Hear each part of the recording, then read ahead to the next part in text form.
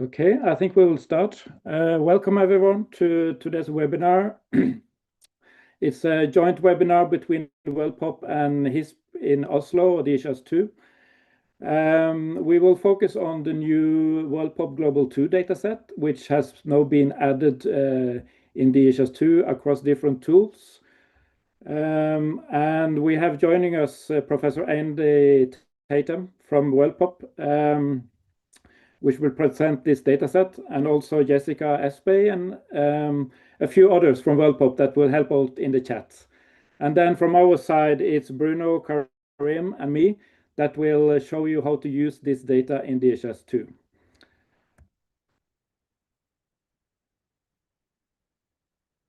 So shortly the agenda. So WorldPop will start by introducing the new Global 2 dataset, and then we will show you how to access and use this dataset across our tools in DHIS2. So we will show you the Maps app, which is an easy way to just visualize and also aggregate data on the fly for your districts or org units. And then we will show you the Import-Export app, where you can actually aggregate the data and import it to your DHIS2 instance, and then have it accessible across all the analytics apps and used in indicators and so on. And then lastly, we will show you our new climate tools, which allows you to actually operate on the raw WorldPop data and also combine it with other data sets like different climate factors. So you could, for example, detect people that are more vulnerable for air pollution or other factors. And then at the end, hopefully we will have time for some questions and feedback. I would advise you to ask questions as we go along in the chat. And we are a little team here that will try to answer, and then we also will have a session at the end with some questions and feedback. So I will hand over to Andy and to introduce the new Global 2 WorldPop dataset. Thank you. Great. Thank you, Bjorn. So I am sharing my screen, and yes, thank you all for joining. I'm gonna talk about the new Global 2 data that is, as Bjorn mentioned, is now within DHIS2. So yeah, firstly, just an introduction to who we are, where we're coming from. We're a research group at University of Southampton focused on geospatial integration methods for addressing demographic data gaps. Our mission is to undertake innovative research to empower decision makers to harness the power of reliable, inclusive, and accurate spatial data so that people are not missing from decision making.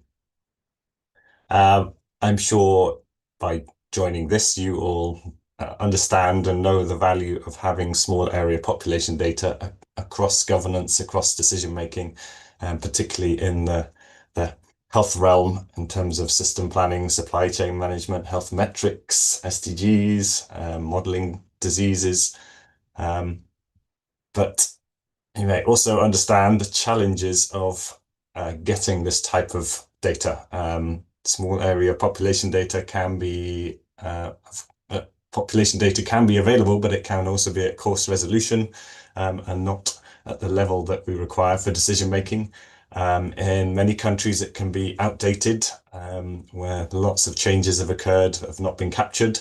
Data may be available, but it may be incomplete, or there can be inaccuracies or whole population demographic groups missing from the data. So at WorldPop, we try to address some of these challenges using geospatial datasets. So this is starting from the situation of having data like this of satellite imagery, and nowadays there are tools, methods to be able to extract from those images things like buildings. This obviously doesn't take us straight to population, but gives us a good starting point for where people are likely to be residing. Groups like Google Research have taken this type of mapping to a new level, to mapping across nearly the entire world at multiple time points. And in WorldPop, we gather those types of data and also extract extra information from them to try and capture correlates of features that may relate to population distributions on the ground. So that's extracting from those buildings, trying to understand which ones might be residential, which ones are non-residential, to process those buildings to capture patterns in them, to identify different types of neighborhoods. To bring in data sets on things like building damage when we're looking at disasters or conflict. Bring in information on infrastructure that may relate to how populations distribute themselves in different parts of cities and the landscape. Images of the Earth at night that can give us information on whether an area is occupied or not. And then in some cases bring in mobility data from the movement of mobile phones, from check-ins on smartphone apps. And the whole idea is to build up a picture of the landscape like this in the situation that we cannot go and count everybody through censuses, through surveys every single day in every single place. But we can bring together these types of data sets that can indicate where populations are likely to be on the landscape. And so our stack of data looks a bit more like this, and it feeds into methods like this. So you can see the geospatial covariates there. We bring in some form of population data. That may be a census, it may be a survey. I'll go into more details on that soon. The other ingredient is some form of settlement data that tells us where people are not likely to be living. And then within those settlements, we use those geospatial covariates to try and understand why we might see higher population densities in other areas, in some areas than others. And the population data, of course, helps us test, validate, train those models. And these can be statistical or AI type machine learning models to be able to predict population estimates at a grid square scale. So what we mean by the gridded data, this is the kind of data you may typically receive. This is part of Zambia, coming from their census. What we mean by gridded data is really sharpening the lens so that we have this smaller area picture of the population distribution.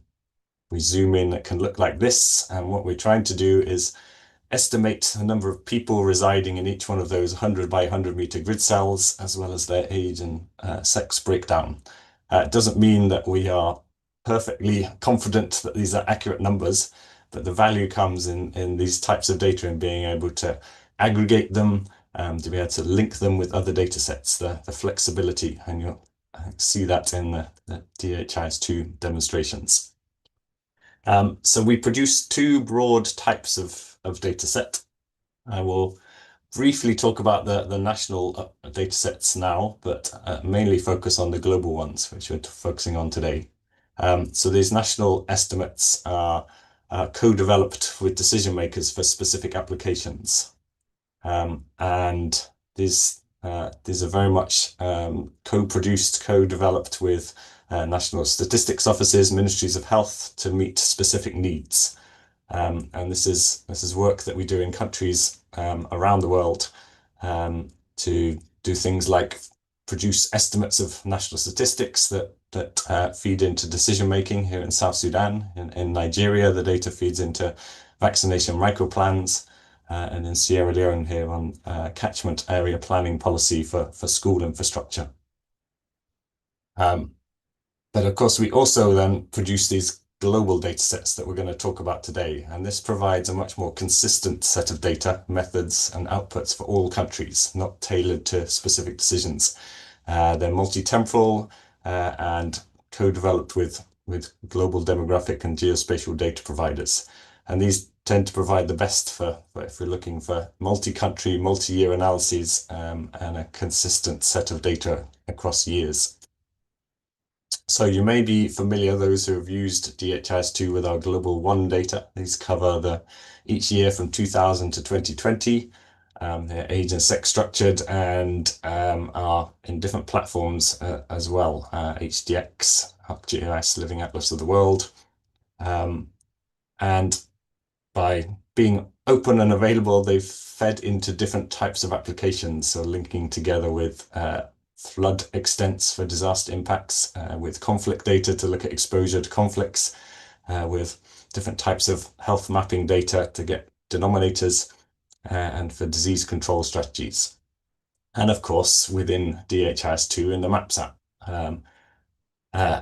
And yeah, to get some kind of ideas of how these types of data have been used in the past, we have these impact assessment report done by an external company, and also these case studies. And of course, we'll share these slides afterwards if you want to explore the links. But the challenge is with these Global 1 data is that they are based on, firstly, outdated census data. The settlement mapping has been superseded by all kinds of technology advances. Similarly, the geospatial covariates have been improved and updated over the years. And then the mapping that is built on top of those is becoming outdated. So this prompted us to, in September, to launch our new Global 2 data. This is what AI interpreted as our launch event.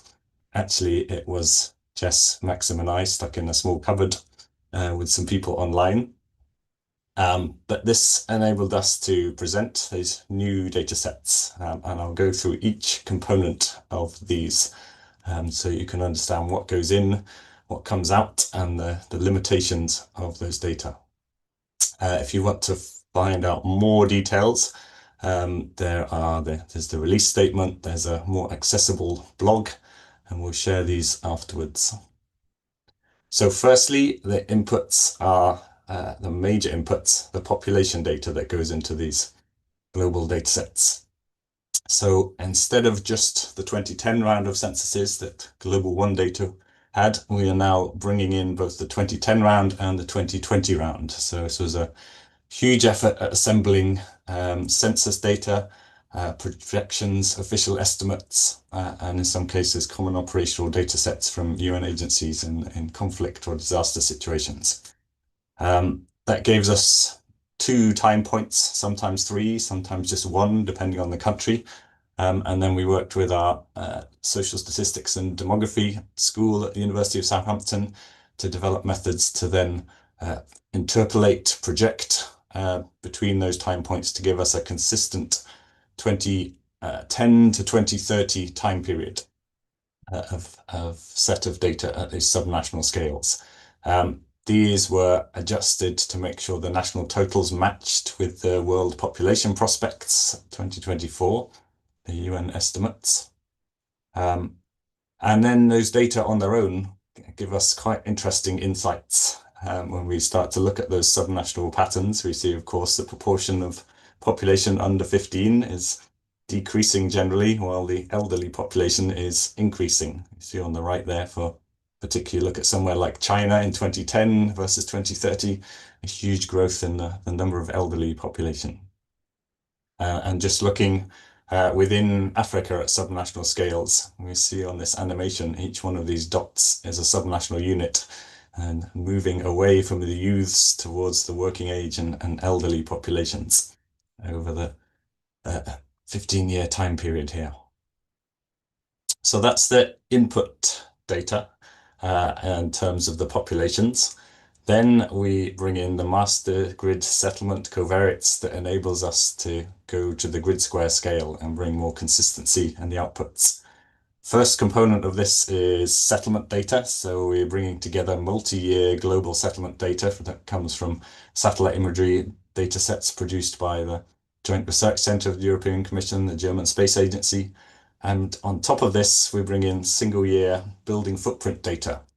So you can see in some places the building footprint data adds to areas that were not captured in some of these multi-year data sets, so that we link those in to get a more comprehensive global set of settlement data.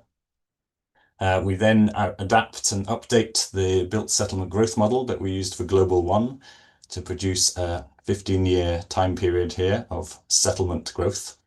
It's one of the important bases, obviously, of our population estimation work at the grid square scale. And then the set of covariates as well have been updated, and these are all openly available. There's a paper there. There's a set of 73 100 by 100 meter grid square scale data sets that are freely and openly available on our website, from things like built up surface, built up volume, distance to inland water, and land cover metrics. So that's the input settlement data and covariates, and these feed into our machine learning disaggregation model. So we are starting with our population counts at that administrative unit level that we've assembled and built a time series of across the 15-year period. And linking with that, we have firstly our built settlement mask that helps us identify which areas we're going to model into, which areas are the areas where people are residing and which are the areas where people are not residing. And then within those areas, we have the set of covariates. So this is things like building footprint counts. It's things like land cover classification. It's things like satellite nighttime lights of the Earth. And as I mentioned, there are 73 or more of these geospatial covariate data sets that help us go from this administrative unit scale down to the grid square predicted estimates at 100 by 100 meter grid cells. So to do that, it's the same kind of model as we used for Global 1. It's a random forest machine learning model. We've updated the disaggregation package and improved it. For those who want to run it themselves, there is now a QGIS plugin and a video here. You can learn how to use it. There are a whole set of stats as well that come with this. I don't need to go into too much detail here, but it tells us things about how well we were able to explain the variance in the population data in different countries. See how well we did compared to where we had recent census data versus older census data, and that those plots tell us which were the most important geospatial data sets. Often the building data sets are now the most important for us predicting population distributions. And finally, this produces our time series from 2015 to 2030 annual 100 meter estimates. And so I can show you now some of the differences from Global 1. So here's Global 1, our built settlement mask mapped in black on top of satellite imagery. This is just a rural area of Afghanistan.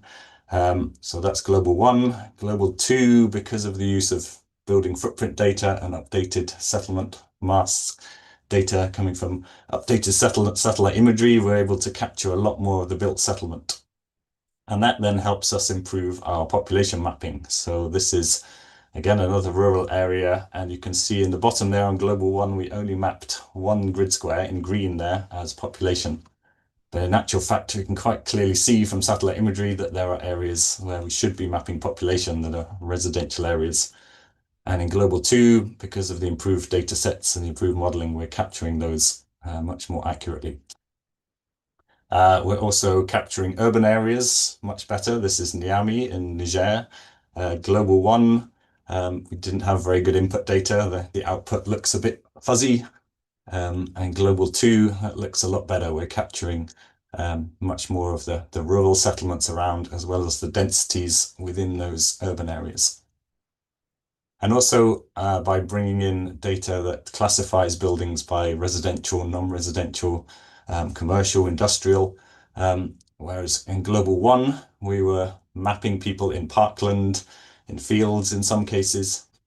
In Global 2, we're doing a much better job at reducing those population numbers in commercial areas and not mapping people into parkland.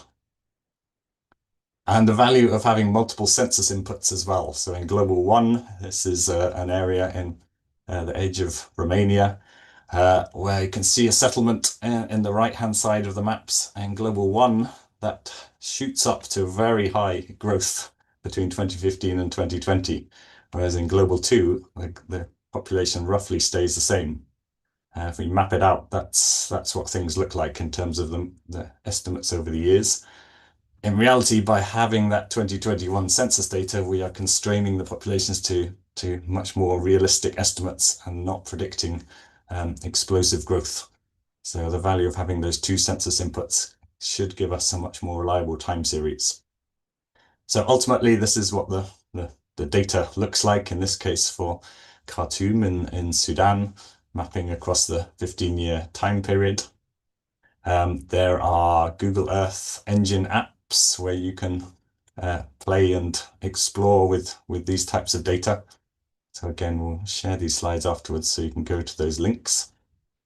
And we've since produced other types of outputs. So we've implemented the degree of urbanization metric that's been signed off by the UN Statistics Commission by level 1 and level 2 degrees of urbanization. So that's available to download. And we're also in the process of this project of producing projections from 2025 up to 2100 under different SSP scenarios, future growth. So there's early version datasets there, and newly updated ones will come soon. So just to finish off, there are, of course, limitations that you should be aware of in using these datasets. They are what we say top-down disaggregations. So we're taking census or estimates at admin unit scale and disaggregating those to grid squares. So if there are any uncertainties, errors in those initial estimates, they feed through into the gridded outputs. Each country is modeled separately, so it leads to some inconsistencies between countries depending on inputs. It does mean that we also, on the positive side, capture local variations within those countries. Those population projections can be highly uncertain, especially at subnational scales for countries that don't have a recent census.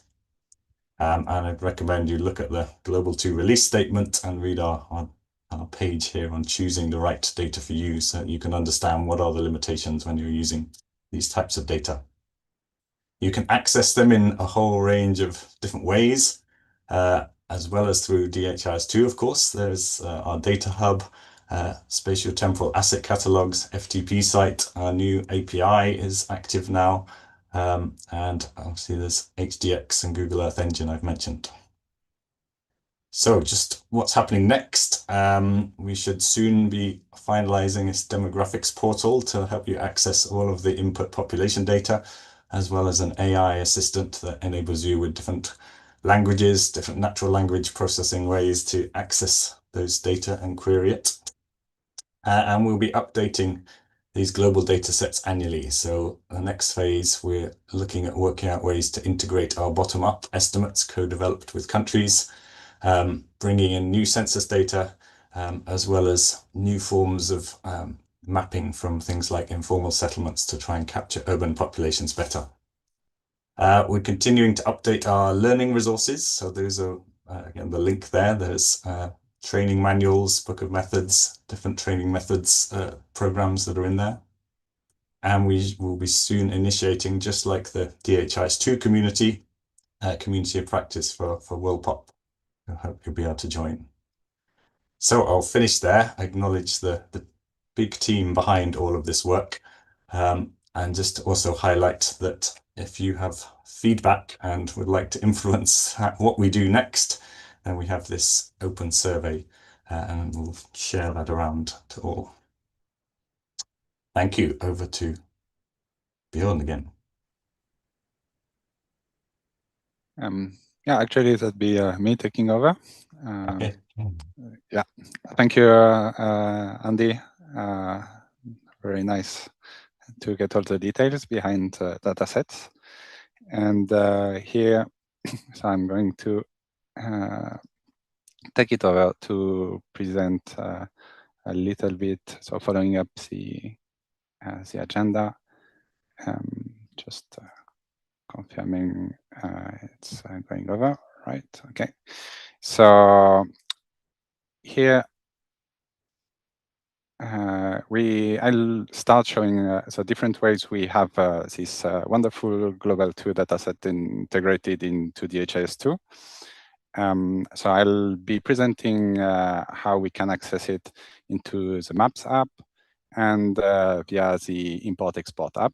And then I'll hand over to Karim, who will show us how you can use the WorldPop dataset in climate tools. So before starting, I want to refresh our memories, or maybe some people might not be familiar with the process of getting a gridded dataset aggregated to organization unit. So as Andy explained, the global dataset is 100 meter grid, with each grid cell containing population count. And this is a global dataset. And to extract it to our organization unit in the DHIS2, we need to use the organization unit boundaries. We overlap them with WorldPop dataset, extract the overlapping cells, and then we use statistical methods. So typically here we would sum the value associated with each cell to obtain the total population count for our organization unit. So I wanted to remind us of this process because it gives you an idea of what are the requirements to be able to use a WorldPop dataset. So the first thing is that we need access to the WorldPop Global 2 data. And currently in Maps and Import-Export app, we use Google Earth Engine platform to access this dataset. So that means you need a key to access it. And the second requirement is you need to have organization unit boundaries available. So there must be polygon geometries. So that's the second thing. And if you want to import the data in your system, not just visualize it, you should consider installing a metadata package.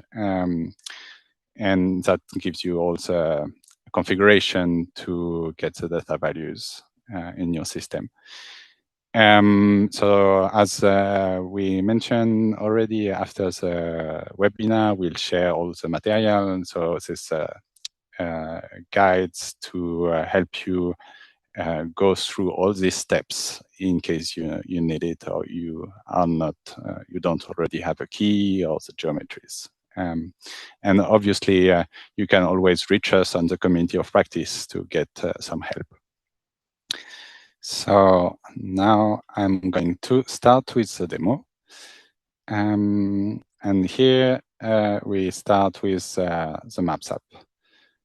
So here, one way to access the population dataset is to go here, add a layer, and you should have enabled, if you have a Google Earth Engine key, you should have access to this population option.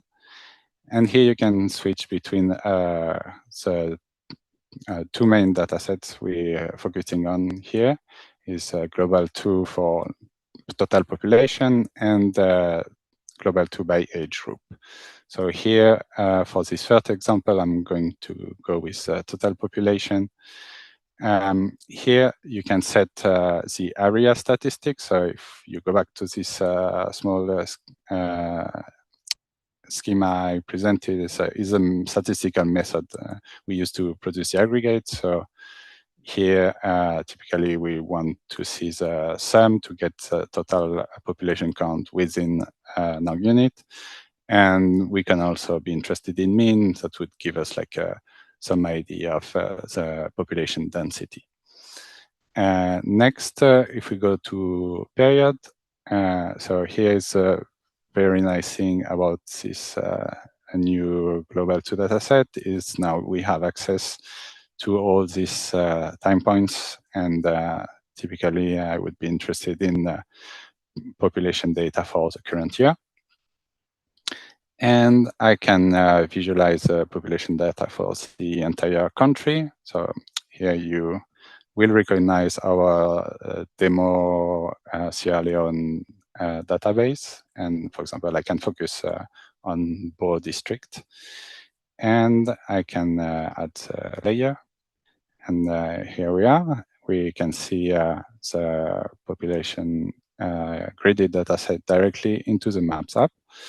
And I can, for example, change the background layer. I'm going to change a little bit the opacity, and I can zoom in and, for example, see how this seems like a big city, and I can actually see how it overlaps with the city. Some other thing that I can do is inspect by clicking on directly on the map. I can get organization unit population here and the estimated density. I can go back to my layer and, for example, let's have a look at chiefdom. So now I get the same, but divided by chiefdom. I can also inspect the total population, and I can see in the data table for the values for every single of my chiefdoms. I can even download the data as a GeoJSON, which is a typical geospatial format. And this data will come with a population count for all the chiefdom. So this is just a first example. I already prepared another example, now looking into the population age group.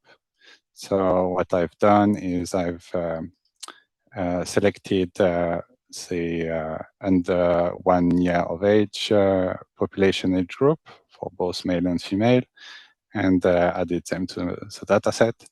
And then I overlapped it with some health indicators. So I see here the ANC first visit in the last 3 months. So I can see, and this is at a facility level. Sorry, here at facility level. So here I can see where the visits are happening, compare it with the population. I can go in details. But one limitation here is I cannot really create new indicators using this WorldPop data. And that's one way to overcome this limitation is to import the population data as data values. And that's what I'm going to show you now with the import-export app. So here I got the import-export app open, and we'll use the Earth Engine import feature. But before doing that, you need to have the proper metadata to import this data. So we've developed a metadata package. So you can find it in our GitHub repository. It will be shared along with the resources for the webinar. So you have this metadata JSON, which has everything that you need from user groups, category option, data elements to test and import the data. You also have in the documentation design and installation guide, which helps you go through all the process of importing, give you links to the different things you need to set up. So I recommend you go through it if you need to use metadata package. So here I've already imported the metadata. So I use this metadata import to do so. And so I have everything ready to actually import WorldPop data. So that's how the Earth Engine import works. You can select, just like before, our total population or population by age group. So here for this demonstration, I'm just going to focus on the age group, but it works the same for total population. So here you can select the year of interest. You have to import years independently. And then here you can select the organization unit you want to import. we recommend importing separately different levels, and that's the way the data elements are set up. So that's one small tweak you would have to do to the metadata package is check the levels used, the aggregate levels used in the data elements. All the instructions are available in the installation guide, so you should refer to that. Why we recommend importing levels separately is, importing each level is because you might have gaps, for example, in lower levels or inaccuracies. And if you only import the lowest level, then it means these gaps and inaccuracies would propagate to a higher level when you aggregate. Whereas if you import at multiple levels, the aggregation are independent, and we have a bit more control over quality. So this is my selection here. I'm going to, okay, for the demonstration, I'm just going to go with district to make it a bit quicker. But it, depending on the number of organization units, it should work. It can work with a large number of districts or organization units. And here, finally, I have to select my data elements to which I'm going to import. So this is coming from the metadata package. And here, I'm going to select population by sex and age groups. Because the metadata package is properly configured, I get age groups in the WorldPop data matching with my category option combination from my data element. And I can preview the import. So this is actually sending the organization unit to Google Earth Engine and retrieving the value. So here I see actually I have everything imported already, but I can see how the value gets updated. And I can navigate all the organization unit to see the details and all the sex age group. And then I can actually start importing. So I'm going back to the top of the page, and we can see, we can follow the progress. One thing to remember is, like when you import new data values, you need to refresh your analytics table before you can actually analyze the data. And let me show you quickly how it looks when you have the data in your analytics app. So for example, here I've put up the population total at national level for all the different years I've imported. And then there's also the breakdown by all the sex and age groups. So for example, female 0 to 1, and then 1 to 4. Everything that's available is shown here. So this is at a national level, but I can also show at any district or children level where I've imported the data. So just to show you the example. So now I'm down to Bo district. So this is all the data that are available, and this population data can live along other population data you might already have in your system.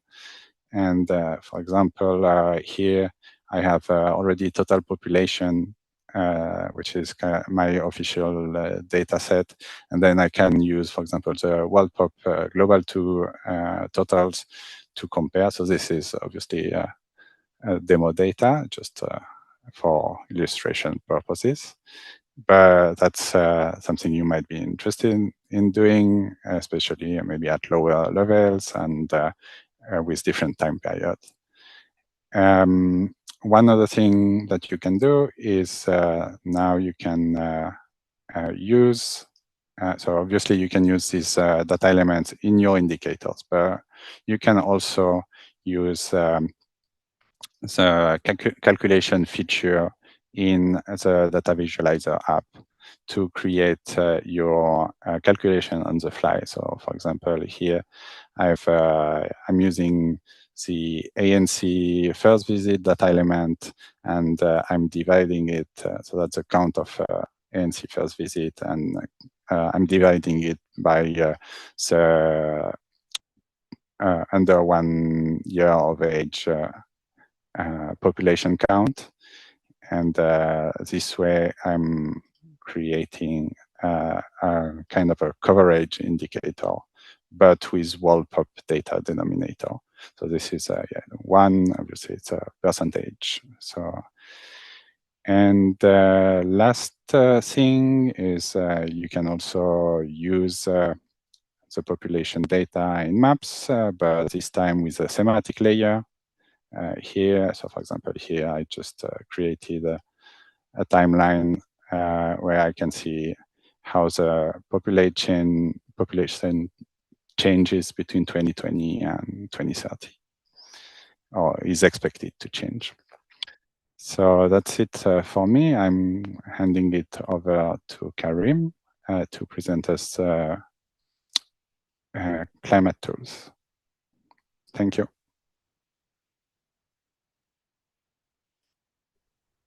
Okay. Thank you, Bruno. I'll share screen.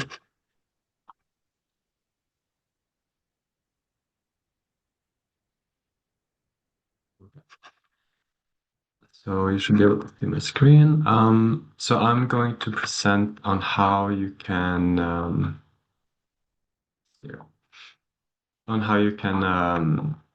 work with WorldPop population data in DHIS2 climate tools. So this is a new initiative that we released in January. So this is an open source collaborative toolkit for accessing, working with, and importing climate and geospatial data into DHIS2. So this is a Python-based programming. It's based on Python programming language. So you do have to be a developer to work with the climate tools. One of the benefits of working with climate tools is that it does not rely on Google Earth Engine. So you can access climate data and population data by going direct to the data providers and not via Google Earth Engine. So if you are a developer and you want to get started, there's this button you can follow. It will tell you how to install the toolkit. Once you have installed it, you will have a ready-to-go environment in your Python, a Python environment that will have all the tools that you need to get started. So on this Climate Tools website that we have, we also have a number of guides and tutorials for how to do common workflows, working with climate and health data. And this includes how to work with population data from WorldPop. So you can search up here in the upper right to get guides and tutorials relating to populations. So for instance, we have a guide for how you can download population data straight from the WorldPop website. And this is done with just a few lines of code. You can download population data for a country and a number of years with just a few, this short code snippet. So that's, and then you can inspect and see what the data looks like from like this. And that's using the Global 2 product. We also have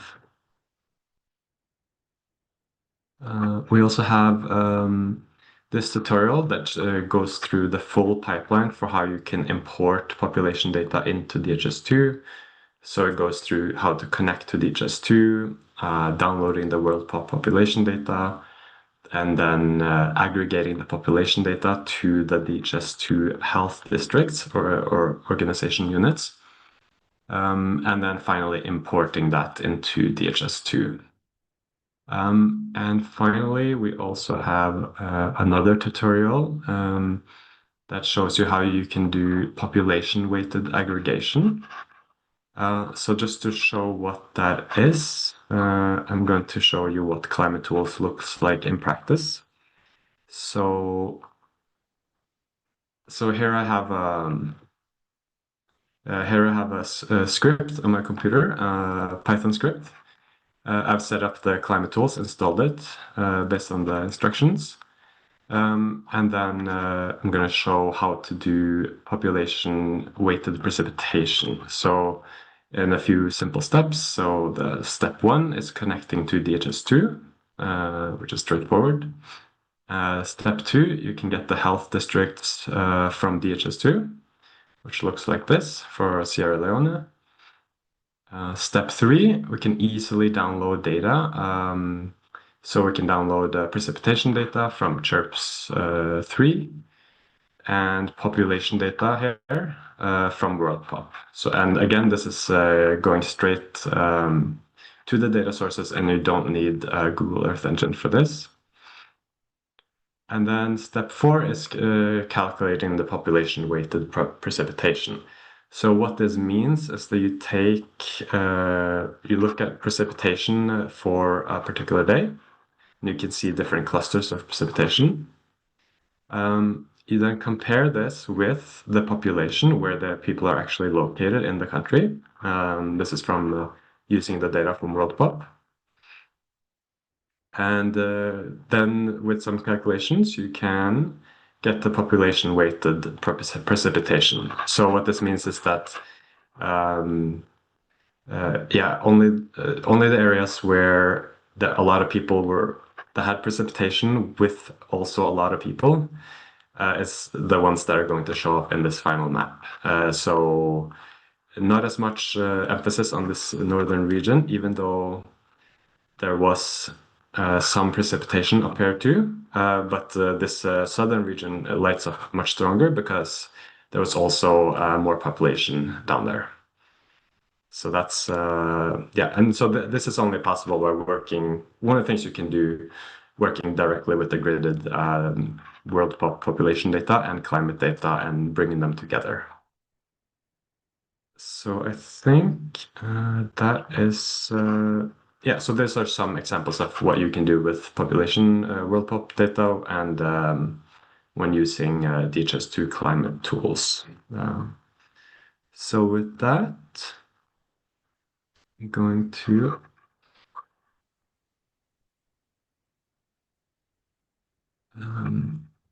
we're going to the questions and feedback. So I'll bring it back to Björn.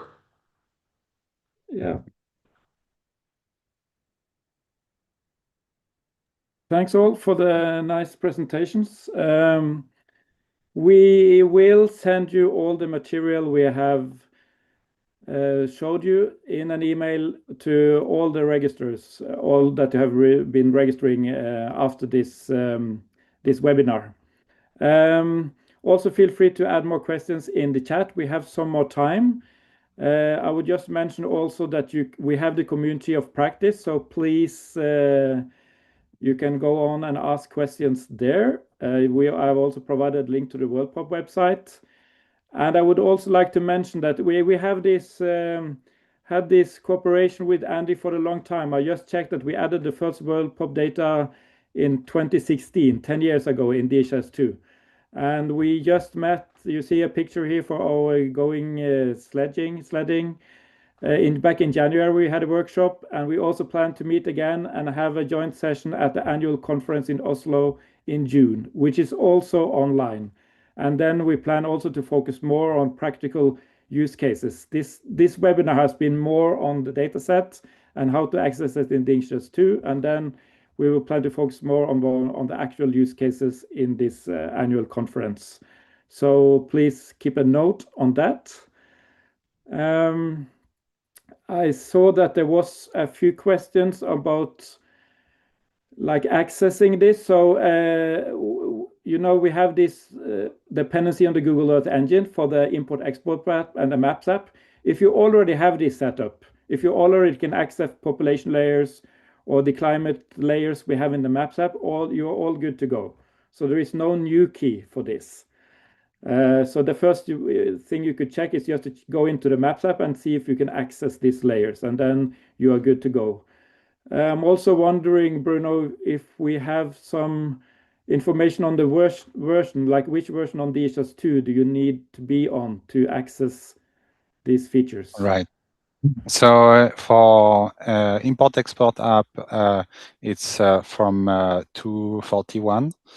And for the Maps app, it's available since 240. Good. I'm wondering also if you, Andy, have seen some questions in the chat that we could lift up.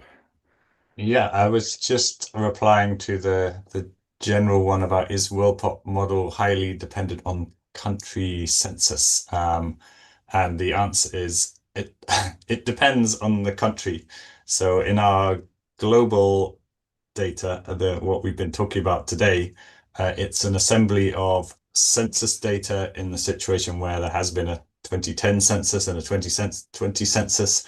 But in some cases, obviously, a country hasn't had a census for a long time. So there we bring in projections from places like US Census Bureau. We bring in where there's conflict situations or disaster, we bring in data from common operational data sets on population statistics that UNFPA and other UN agencies produce. So I would, recommend that you look into if you're really interested in a specific country, to look into the documentation we will share afterwards, and is also on our website, that gives the input sources. And also to consider in a country that has not had a census for a long time, to consider some of our bespoke population estimates, where we are producing those in collaboration with Ministry of Health or a National Statistics Office, and using things like health campaign data or listings from a recent household survey, where we know that the census is likely to be a very unreliable source. So I think, dig into the data to understand what the sources are. That's the answer to that. And I think there was a question about the climate data supporting weather prediction precision. That may be more of a question for you, Björn. Yeah, so we have this big climate and health project, and that is also partly what we try to cover with the climate tools, because we can always make generic apps where we can try to make things easy. But then the things you can do with these data set, it's so wide, it's so many possibilities.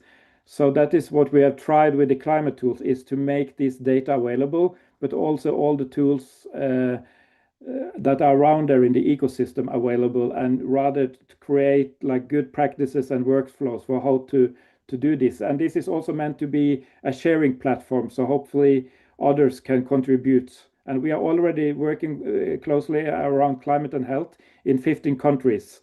So I will post the link, but I will advise you to check climate@dhis2.org for how we are working on combining these data sets together. And especially we are focusing on prediction modeling to see where there might be future outbreaks and how many people might be affected. And WorldPop and this population data plays a crucial role in this work. There was also a question on catchment areas for facility level population estimates. So I'm just going to mention we have some resources on this that we are going to share also after the webinar. There's a very nice DHIS2 app from Crosscut. I think it's called Microplanning, and it helps you generate catchment areas for your facilities. And then you can use these geometries to import population data. So at sub-administrative level, that might be something you're interested into, and that's one of the unique possibility opened by this type of gridded population dataset.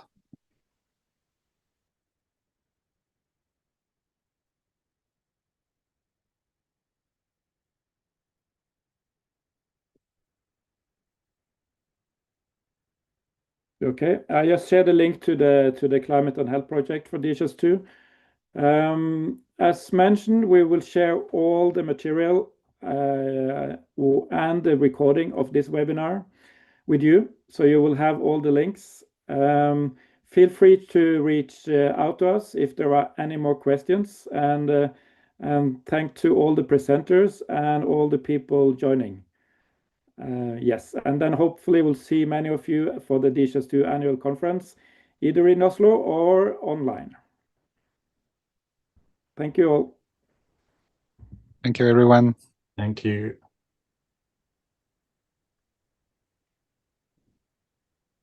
Thank you.